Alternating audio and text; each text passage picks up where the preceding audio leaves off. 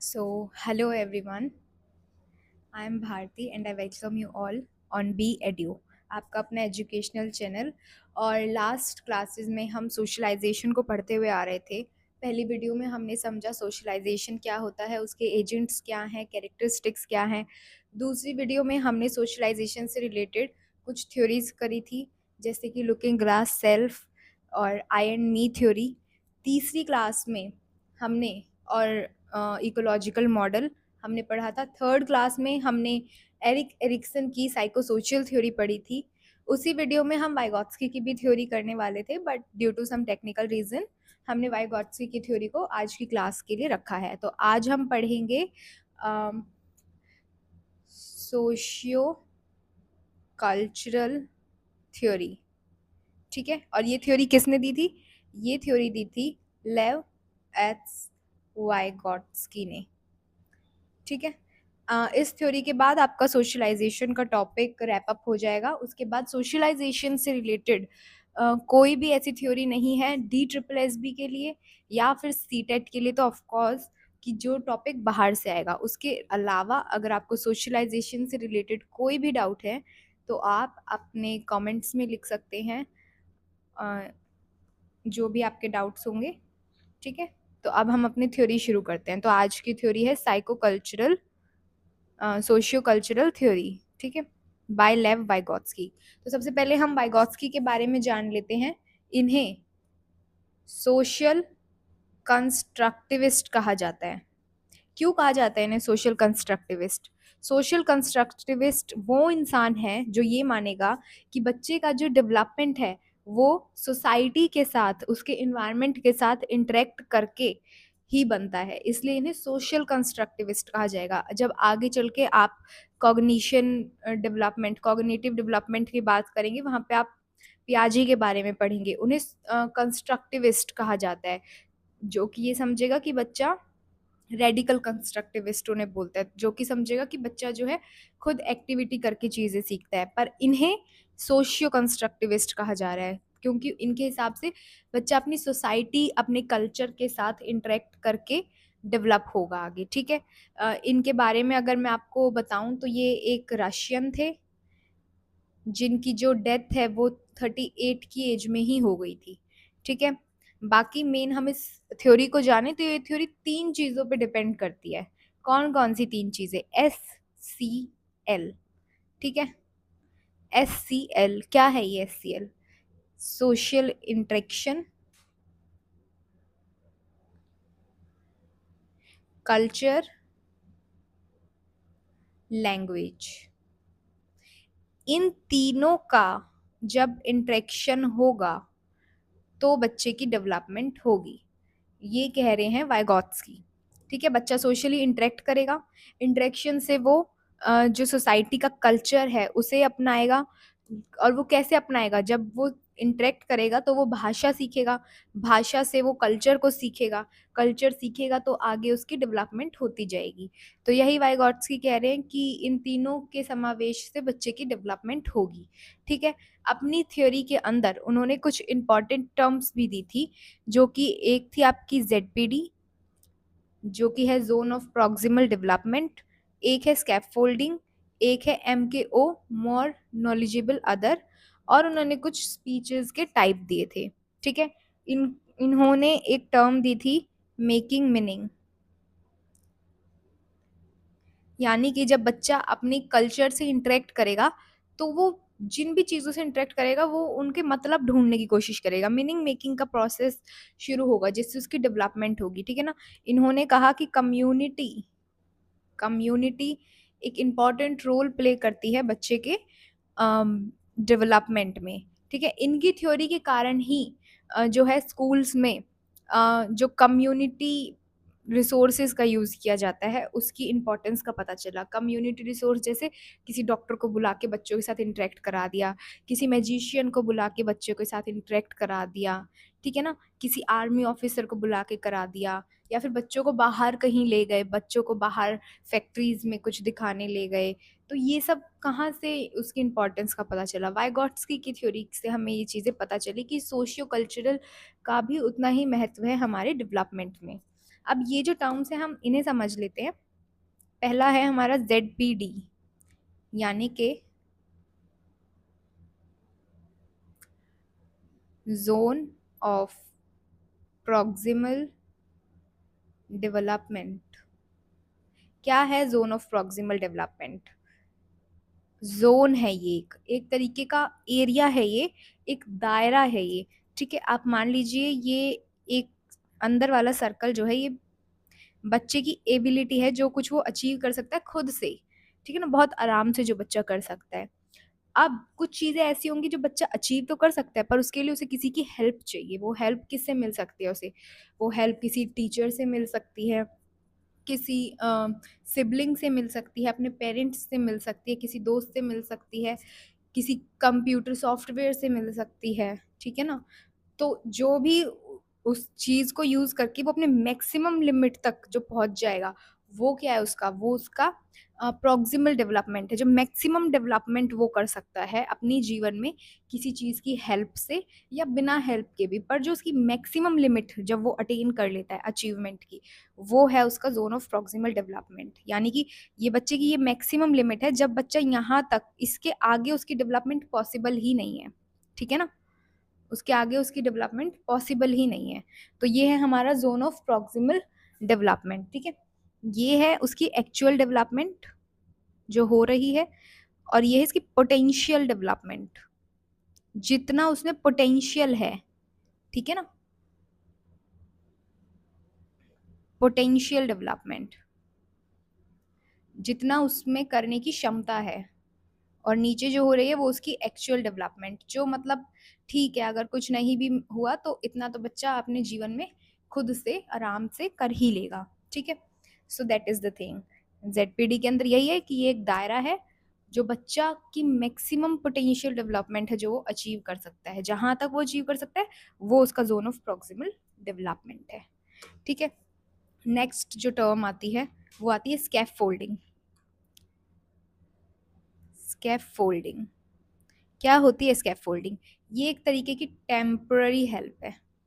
Temporary help यानी कि जो बच्चे को कुछ समय तक दी जाती है, जब तक कि वो खुद से आत्मनिर्भर ना हो जाए। ठीक है, फॉर एग्जाम्पल जब बच्चा कोई साइकिल चला रहा है, साइकिल जब वो चला रहा है साइकिल जब वो चला रहा है तो उसको एक स्टार्टिंग में क्या करते हैं हम, कोई पीछे से उसको पकड़ लेता है ताकि वो आगे बढ़ सके, और उसके बाद सडनली छोड़ देते हैं हम वो हेल्प थोड़े टाइम बाद, और वो खुद ही चलाने फिर लग जाता है साइकिल। ठीक है, तो यानी कि वो जो कुछ टाइम के लिए पकड़ा है हमने उसकी साइकिल को, वो क्या है? वो उसकी एक टेम्पररी हेल्प हमने की है, जो हमने कुछ टाइम के बाद हटा दी।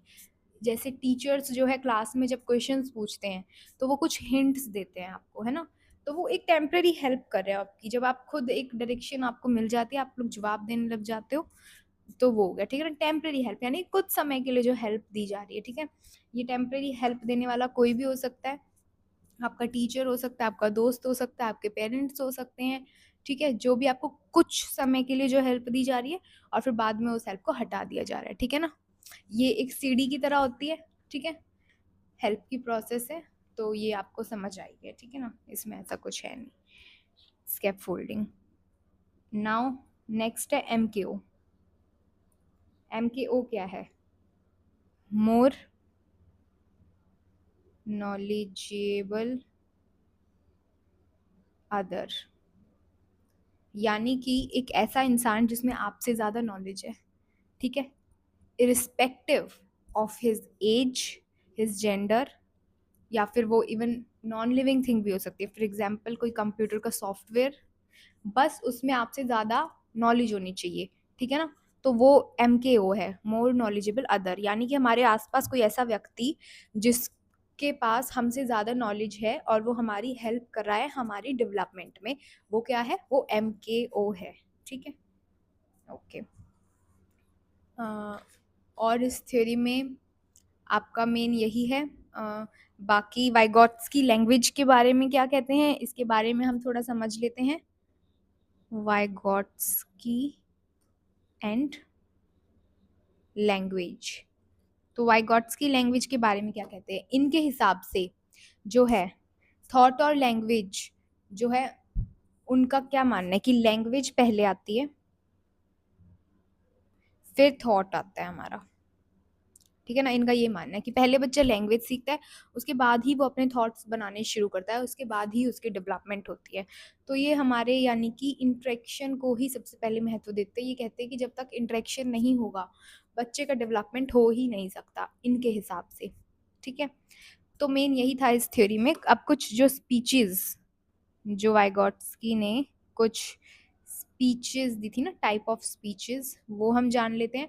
ज़्यादा कुछ नहीं था। एक थी सोशल स्पीच,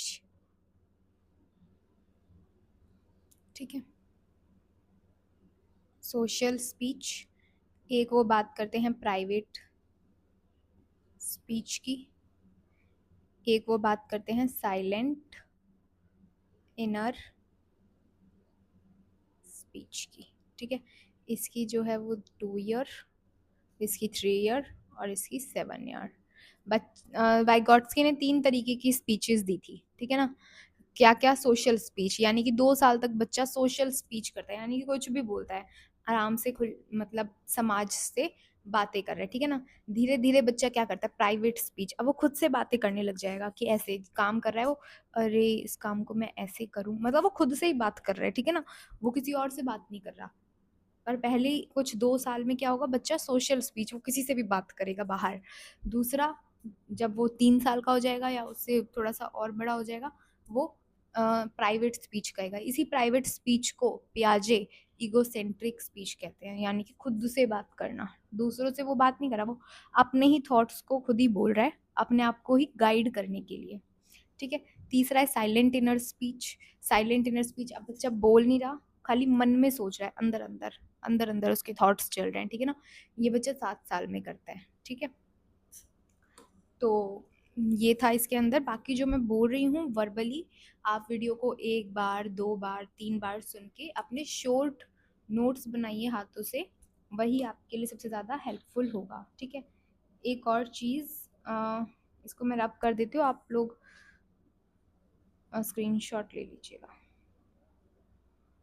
वीडियो, या फिर पॉज करके देख लेना। वाइगॉट्स्की की थ्योरी से हमें क्या पता चलता है? हमें इम्पोर्टेंस पता चलती है कोलैबोरेटिव लर्निंग की, ठीक है। हमें इम्पोर्टेंस पता चलती है कोऑपरेटिव लर्निंग की, ठीक है। हमें इम्पोर्टेंस पता चलती है रेसिप्रोकल टीचिंग की। हमें इम्पोर्टेंस पता चलती है पीयर ट्यूटोरिंग की। और हमें इम्पोर्टेंस पता चलती है असिस्टिव टीचिंग की, टीचिंग लर्निंग की। क्या है ये सब टर्म्स? सी, ये सब हम टाइप्स ऑफ लर्निंग में पढ़ेंगे, पर यहाँ पे मैं आपको एक मोटा मोटा, अगर मैं इसका एक एग्जांपल दे दूँ, क्योंकि ये चीज़ें बहुत इंपॉर्टेंट है, ये एग्ज़ाम में इनसे बहुत क्वेश्चंस आते हैं, तो इसके लिए हम एक अलग से वीडियो बनाएंगे ताकि आप लोग इस चीज़ को पर्टिकुलरली आराम से समझ पाएँ, क्योंकि कोलैबोरेटिव और कोऑपरेटिव लर्निंग खुद में ही एक टॉपिक्स हैं और इनमें डिफरेंस बहुत इंपॉर्टेंट है, ठीक है ना। अभी मैं आपको जल्दी से बता देती हूँ, एक क्विक आपको पता चल जाएगा। कोलैबोरेटिव लर्निंग यानी कि सब लोग कोलैब करके किसी एक टास्क पे काम कर रहे हैं, ठीक है ना, एक दूसरे की हेल्प कर रहे हैं, ठीक है, वो कोलैबोरेटिव लर्निंग हो गई।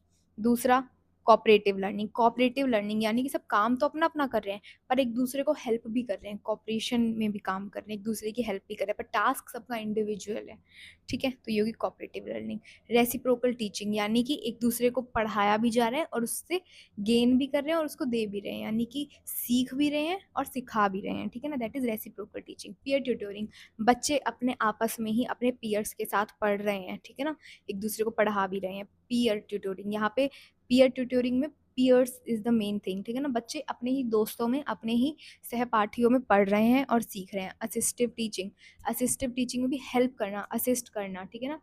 और ये हेल्प और असिस्टेंस हमें किससे मिलती है? हमें MKO से, किसी मोर नॉलेजेबल अदर से हमें गाइडेंस मिल रही है, तो वो क्या है? असिस्टिव टीचिंग, असिस्टेंस के साथ हम पढ़ा रहे हैं, ठीक है ना। तो यही था इस टॉपिक में। तो थैंक यू। अगर आपको वीडियो अच्छी लगी हो तो चैनल को सब्सक्राइब करें, वीडियो को शेयर करें, ताकि ज़्यादा से ज़्यादा लोगों को इसकी हेल्प मिल सके। और आई थिंक सोशलाइजेशन का टॉपिक आपका सीटेट के लिए तो बिल्कुल पूरा हो चुका है, डी ट्रिपल एस बी के लिए भी इसमें कुछ नहीं बचा है। ये जो वाइगॉट्स्की की थ्योरी है ये हम कॉग्निटिव डेवलपमेंट के अंदर भी पढ़ेंगे, क्योंकि उसके अंदर भी ये थ्योरी आती है। और थैंक यू सो मच। ठीक है, आज के लिए इतना ही।